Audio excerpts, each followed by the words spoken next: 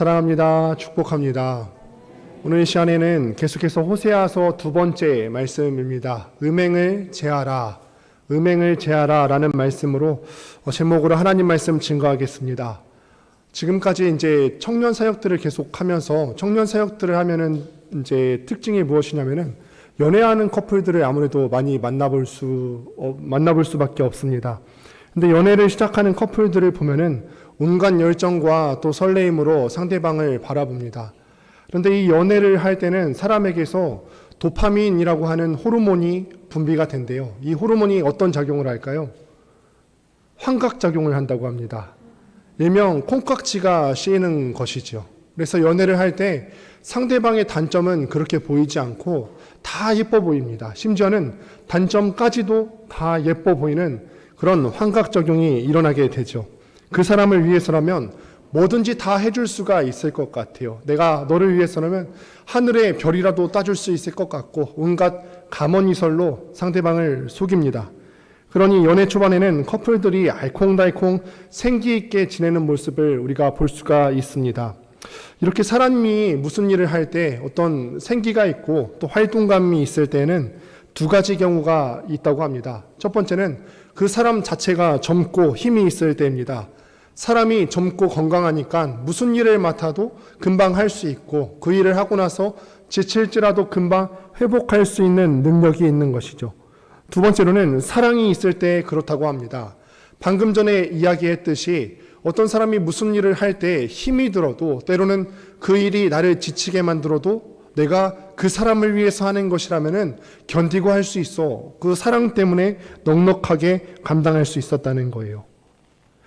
이렇게 사랑하는 사람들이 서로 콩깍지가 씌을 때에는 아무리 멀리 있어도 상대방을 바래다 주죠. 연애할 때 늘 바래다 줍니다. 멀다, 거리가 아무리 멀어도 바래다 줍니다. 그래서 연애할 때에는 불당동에서 직상까지 맨날 바래다 주는데, 그런데 이 도파민이라고 하는 호르몬의 유효 기간이 있다고 합니다. 최대는 짧게는 6개월에서 최대는 한 3년까지 간다고 합니다. 그래서 장수연애가 장기간 연애하는 게 참 힘들죠. 이렇게 3년이 지나가고 나면은 3년 동안 나를 꼬박꼬박 불당통에서 데려다 줬던 그 오빠가 이제는 원래 모습을 되찾아요. 이제는 말없이 그만 자기 집으로 돌아가죠. 사랑이 식어져서 이제는 사랑 때문에 그 일을 넉넉하게 감당할 수가 있었는데 이제는 내 마음속에 그 사랑이 식어지다 보니까 힘든 일 그대로 보이는 거예요. 원래는 힘들었어도 그 사랑 때문에 참고 했었는데 환각작용이 다 깨지고 나서 보니까 이게 정말 힘든 것이구나. 이전까지는 힘든 일을 하면서도 그 사람 생각하면서 이게 감사하다. 감사하면서 재미가 있었는데 이제는 그렇지가 않은 것입니다. 여러분, 제가 무슨 이야기하고 있는지 혹시 눈치채시겠어요? 지금 우리의 신앙생활을 이야기하고 있습니다. 적어도 지금 오후 예배까지 함께하고 계시는 분들은 새신자보다는 아마 신앙생활을 오래 하신 분들이 많으실 겁니다. 대다수가 교회에 나온 지 시간이 꽤 흐른 분들이 여기에 많이 계시죠. 처음 하나님과 사랑에 빠졌을 때를 기억하십니까? 처음 어떻게 만나셨을까요? 그것이 어디에서 어느 상황에서 만났는지는 제가 다 알 수 없어요. 어떤 분들은 전도 집회에 처음 나와서 만나실 수도 있을 것 같고 어떤 분들은 또 수련회에 가서 하나님을 처음 만났을 수도 있을 것 같고 어떤 경우는 그냥 예배의 자리에 나와서 하나님을 만났고 어떤 분들은 말씀을 읽다가 하나님의 사랑을 깨달은 분들도 있을 겁니다. 이렇게 인격적으로 우리가 다 하나님을 만나고 사랑을 시작하게 되는데 처음 하나님을 만나서 하나님과 사랑이 시작되었을 때 여러분 어떠셨어요? 뭐든지 뜨겁잖아요. 기도도 뜨겁게 하고 참 힘들지만 저녁마다 시간을 정해서 나와서 기도하는 거 참 힘들지만 시간을 정해서 하나님 앞에 나오기를 두려워하지 않고 힘들어하지 않고 찬양도 열정적으로 하고요. 말씀 보면서 매일매일 살아갈 힘을 얻고 이 모든 과정들이 어떻게 보면 힘든 것일 수 있는데 힘든 게 힘든 것으로 느껴지지 않고 하나님을 사랑하다 보니까 너무너무 좋은 거예요. 하나님을 사랑하다 보니까 교회에 나오는 것이 즐겁죠. 그런데 사실 교회에서 하는 일들이 여러분들도 아시겠지만 항상 즐거운 일만 있는 것은 아니잖아요. 찬양팀으로 섬기는 거, 또 주일학교 교사로 섬기는 거, 또 구역장으로 직분을 맡아서 섬기는 것들, 또 식당에서 봉사하는 것들, 교회에서 이 많은 일들을 감당하면서 하나하나 일들을 하다 보면은 이 일들이 결코 쉬운 일이 아님을 느낍니다. 그런데 쉬운 일이 아님에도 이거를 기쁨으로 감당하고 계시죠. 왜냐하면은 내가 하나님을 사랑하기 때문에 그렇습니다. 내가 하나님을 사랑하기 때문에 이 일들이 사실은 힘들 수 있는 것인데 내가 힘들어하지 않고 이 일들을 감당하는 거예요. 혹여나 직분을 감당할 때 내가 어떤 봉사를 감당하는데 이 힘든 것들이 힘듦 자체로 느껴지기 시작한다. 그럴 때는 한번 점검해 보셔야 되죠. 내가 하나님을 사랑할 때는 힘든 게 힘든 것으로 느껴지지 않았는데 이제는 내 마음 가운데 하나님을 향한 사랑이 식어진 것은 아닌가. 사랑하는 연인을 위해서 모든 것을 할 수 있는 것처럼 우리가 하나님과 사랑에 빠졌기 때문에 이 힘든 일들이 힘들지 않게 느껴지는 거예요. 이 일 자체가 힘들지 않다고 얘기하는 것이 아니라 하나님을 사랑하는 그 마음 때문에 기쁨으로 감당할 수 있게 된다는 것입니다. 그러다가 슬슬 교회에서 하나님을 위해서 한다는 일들이 내 힘에 겨워지기 시작합니다. 왜 그렇습니까? 방금 전에도 이야기했지만 이런저런 이유가 있을 수 있겠지만 그 본질을 들여다보면 딱 한 가지가 나오죠. 하나님을 향한 사랑이 식었기 때문이다. 여전히 하나님을 붙잡고 말씀대로 살아야 한다는 사실을 알지만 내 주위를 둘러보니까 하나님을 위해서 섬기는 일보다 나를 위해서 해야 될 일들이, 내 자신을 위해서 해야 될 일들이 내 눈에 들어오기 시작해요. 호세아서 1장을 시작하면서 말씀을 드렸는데 당시 배경이 되던 북이스라엘을 다스리던 여로보암 2세의 시대는 나라가 그래도 번영하던 시기입니다. 그래도 부강한 시기입니다. 나라가 부강하고 경제적으로도 꽤 윤택함을 누리던 시기입니다. 그런데 이 사람들의 문제가 뭐냐면 지금 자기들이 누리고 있는 이 부유함과 윤택함들이 있는데 이게 누구로부터 온 줄 몰랐다는 거예요. 내가 지금 행복을 누리고 있고 내가 그래도 안락함을 누리고 있는데 이 안락함과 평안이 누구로부터 온 것인지 몰라요. 그리고 그들이 누리고 있는 것들을 계속해서 지켜내기 위해서 우상들, 잡심들을 섬기는 거예요. 이거를 준 분을 섬기는 것이 아니라 잘못 알아서 잡심들, 우상들을 섬기기 시작합니다. 그 중에서도 태풍의 신, 또 풍요의 신이라고 하는 바알 신앙이 이스라엘 사람들 가운데 성행하기 시작해요. 하나님을 완전히 떠나버린 것이 아니라 하나님을 섬기면서 동시에 바알을 함께 섬기기 시작합니다. 이 세상의 수많은 사람들이, 심지어는 그리스도인이라 하는 사람들도 하나님보다도 자기 인생의 어떤 풍요로움, 소위 스펙이라고 하는 것을 쫓아 사는 것처럼 지금 말씀 본문 가운데 나오는 이스라엘 사람들도 이 사람들의 관심이 하나님이 아니라 자기의 어떤 경제적인 안락함에 있었다라고 하는 것을 오늘 본문 말씀 가운데 살펴볼 수가 있죠. 당신의 자녀들인 이스라엘 사람들이 하나님이 아니라 다른 것에 관심을 두는 것을 지난 시간에 뭐라고 배웠죠? 하나님께서 이것을 덜어 뭐라고 호통을 치시죠? 음란하다 하셨어요. 음란하다. 네가 나만 섬기는 것이 아니라 나만 사랑하는 것이 아니라 나를 사랑하는데 나뉘어져서 그 마음이 나뉘어져서 다른 곳에 네 마음이 가 있구나. 음란하다. 이스라엘 사람들이 음란을 저질렀다고 하십니다. 바람 폈다고 하시는 거예요. 한 아내가 한 남편만을 사랑해야 되는데 한 남편이 한 아내만을 사랑해야 되는데 그 마음을 나누어서 다른 이를 사랑하는 것을 우리가 바람이 났다라고 하죠. 마찬가지로 하나님의 신부인 이스라엘 백성들이 오직 하나님만 사랑하고 그 마음을 전력을 다해서 하나님께 두어야 되는데 나뉘어져서 바알과 함께 바알 신앙을 같이 품었다는 것입니다. 그러니 하나님의 신부가 다른 것에도 마음을 쏟으니 하나님께서는 음란하다 하시면서 심판하실 것을 말씀하고 계십니다. 그런데 우리가 지난 시간에 말씀을 드렸는데 하나님께서 심판하시고 회초리를 드시는 이유가 무엇입니까? 멸망입니까? 이스라엘을 너희 내 말 안 들었지? 한번 망해봐라. 완전한 파멸이 아니라 다시 이스라엘 민족을 심판하시면서 바라시는 것은 내 말 안 들으니까 너희는 당연히 이래도 된다, 잘됐다 즐거워하시는 것이 아니라 이스라엘의 회복을 기대하시는 거죠. 부모가 회초리를 들면서 자녀가 잘 되기를 기대하고 다시 정신을 차릴 것을 기대하듯이 하나님께서 이스라엘 사람들을 회초리를 드실 때에는, 심판하실 때에는 다시 회복될 것을 기대하시는 거예요.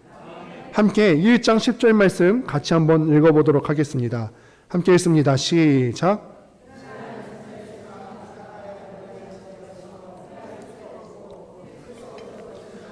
전에 그들에게 이르기를 너희는 내 백성이 아니라 한 그곳에서 그들에게 이르기를 너희를 살아계신 하나님의 아들들이라 할 것이라. 아멘.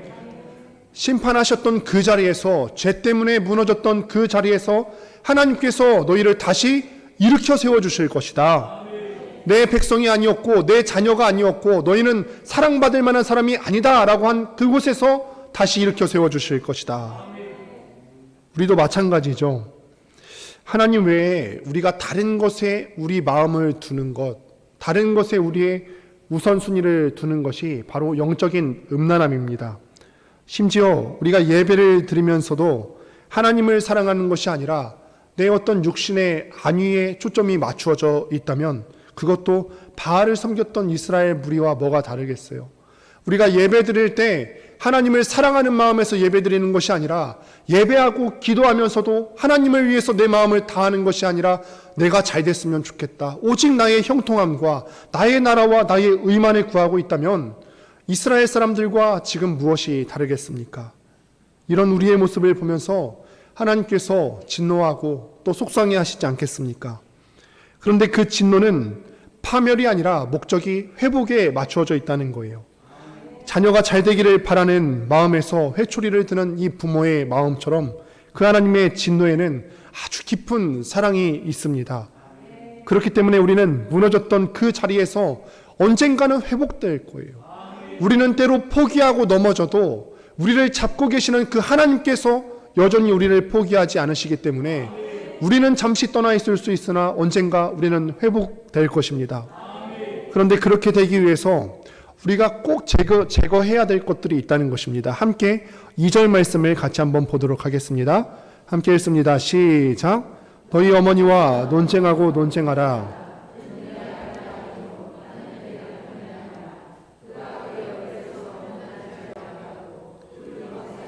음행을 제하게 하라. 여러분, 법정에서의 모습을 한번 생각해 보실까요?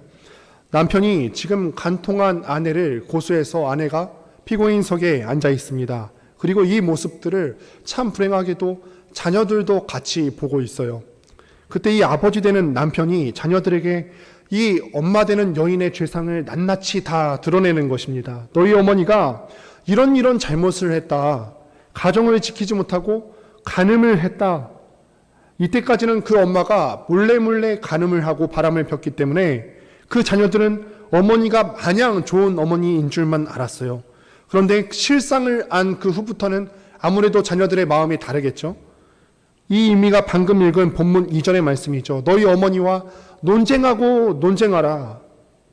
여기 말하는 어머니는 지금 이스라엘 나라 전체를 말하고 있습니다. 그리고 아버지는 하나님이고 이 말을 듣는 자녀들은 이스라엘 백성들 개인들을 의미하고 있습니다.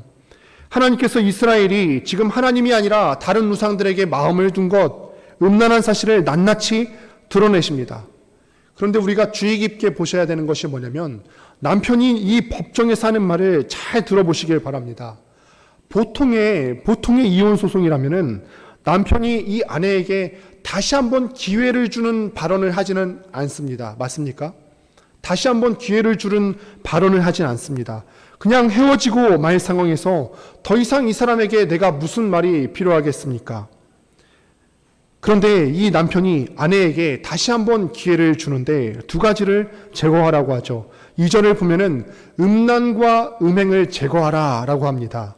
그러면은 이 음란과 이 음행을 제거하면은 이 여인에게 다시 새로운 삶을 살 수 있는 기회가 제공되어질 것이다. 여러분, 아까도 이야기했지만 하나님의 심판의 목적은 끝을 보자는 것이 아닙니다. 파괴가 아니라 회복이에요. 우리가 하나님의 품을 떠나 살다 보면은 하나님께서 때로는 우리의 삶 가운데서 회복의 회초리를 드실 때가 있습니다. 사랑의 매를 드시는 경우가 분명히 있어요. 이 과정을 거치는 동안 그 회초리를 맞는 동안에는 괴롭고 아프죠. 하지만 하나님의 목적은 우리의 회복입니다. 그 회초리를 맞을 때 우리가 생각하고 다짐해야 될 것은 내가 일어나야 되겠다. 우리의 삶을 다시 한번 돌이켜서 없애야 될 것들이 무엇인지 다시 한번 점검해서 확실하게 없애고 하나님께 돌아가야 되겠다. 그렇게 된다면 우리가 무너졌던 그 자리에서 다시 회복되게 될 것입니다. 우리 삶 가운데 하나님 외에 사랑했던 것들을 버리면은 우리가 다시 한번 일어날 수 있게 된다는 거예요. 하나님 외에 더 사랑하는 것이 있는지 없는지 우리가 어떻게 점검할 수 있겠습니까? 이거는 우선순위의 문제예요. 어떤 것을 더 사랑한다고 하면은 우리는 그것을 모든 우선순위에 최우선을 두게 되죠. 하나님보다 앞서서 사랑하는 것, 어떤 한 가지라도 하나님보다 앞서서 사랑하는 것이 있다면은 이거는 영적인 음란함입니다. 그래서 회복을 위해서는 하나님보다 내가 더 우선순위에 두고 있었던 것들을 반드시 제거하고 우선순위에서 내려야 된다는 것이죠. 만약 그렇게 하지 않으면 어떻게 되는가? 3절을 같이 한번 보도록 하겠습니다. 함께 읽습니다. 시작. 그렇지 아니하면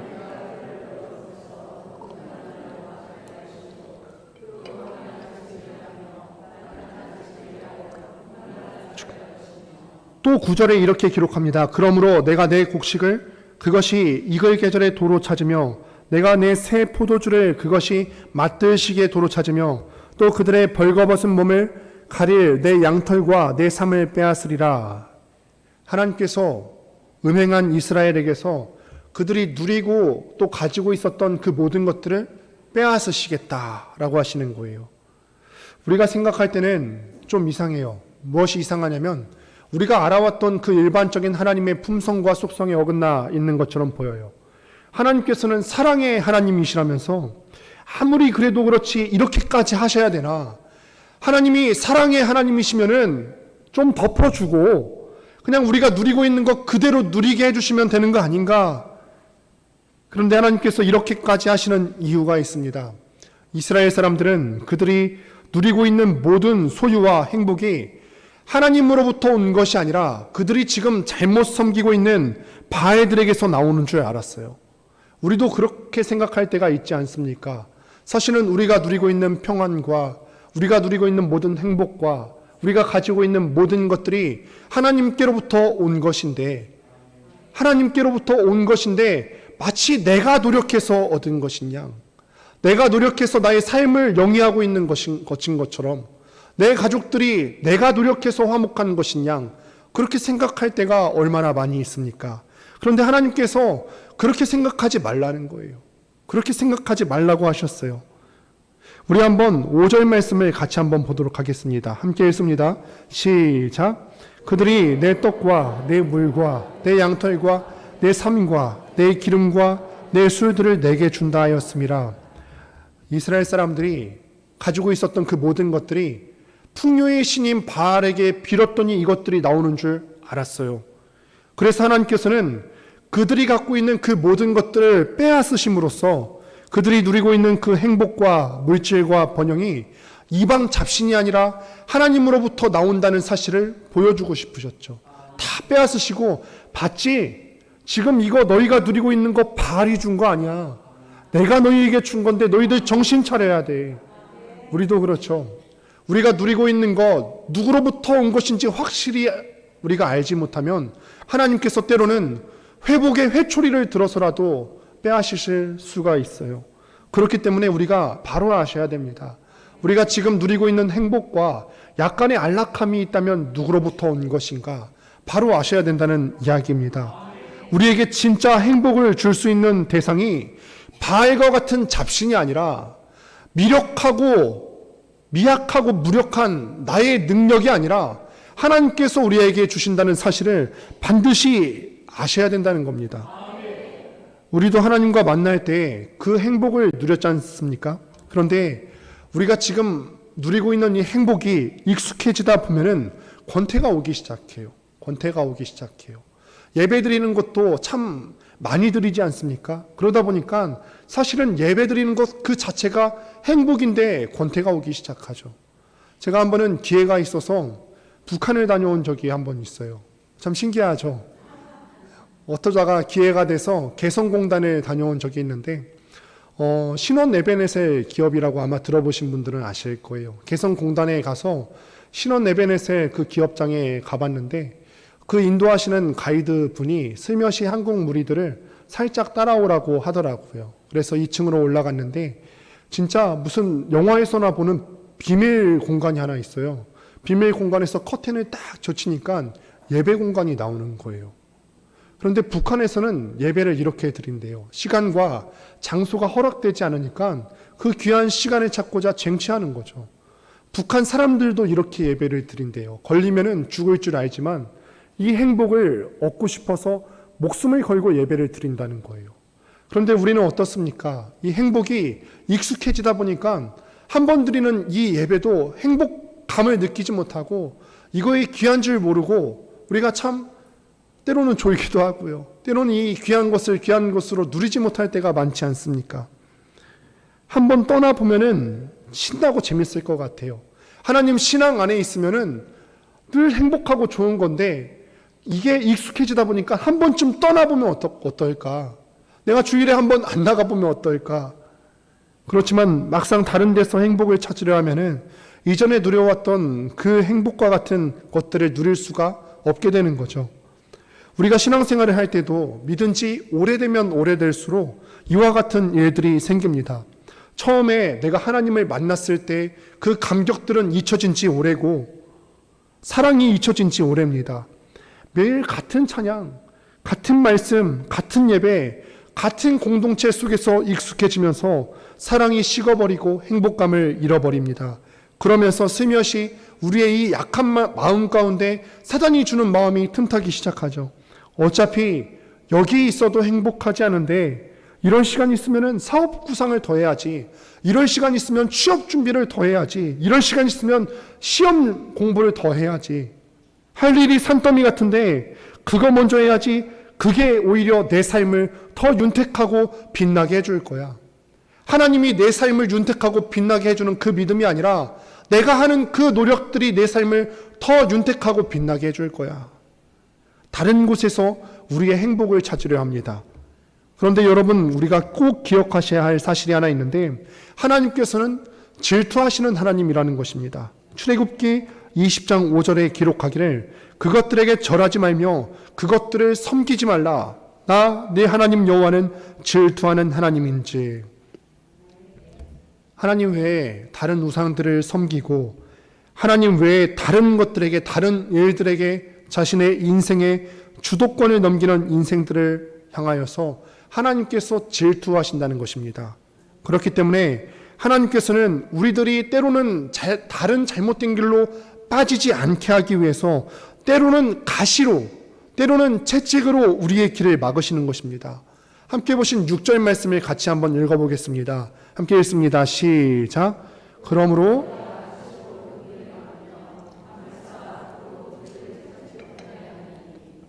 이 음란한 아내가 지금 자신이 누리고 있는 행복이 남편으로부터 오는 것이 아니라 정부, 바람 피운 대상으로부터 오는 줄 알았습니다. 그래서 그 행복을, 가짜 행복을 누리기 위해서 계속해서 바람 피는 그 대상, 정부를 찾아갑니다. 하지만 남편 되시는 하나님, 질투하시는 그 하나님께서는 그 앞길을 가시로 막으면서까지 이 아내가 자신에게 돌아오기를 바라시는 것입니다. 여러분, 아내가 돌아오기를 간절히 원하는 이 남편의 마음을 조금이라도 아시겠습니까? 가시로 길을 막으면서까지 아내가 돌아오기를 바라는 애절한 마음을 조금이라도 아실 수 있으시겠습니까? 이 아내는 잘못된 길을 가다가 가시벽을 만났을 때 때로는 그 가시에 찔려서 고통스럽고 아플 거예요. 그러나 그 고통을 허용하는 남편의 마음은 또 어떨까요?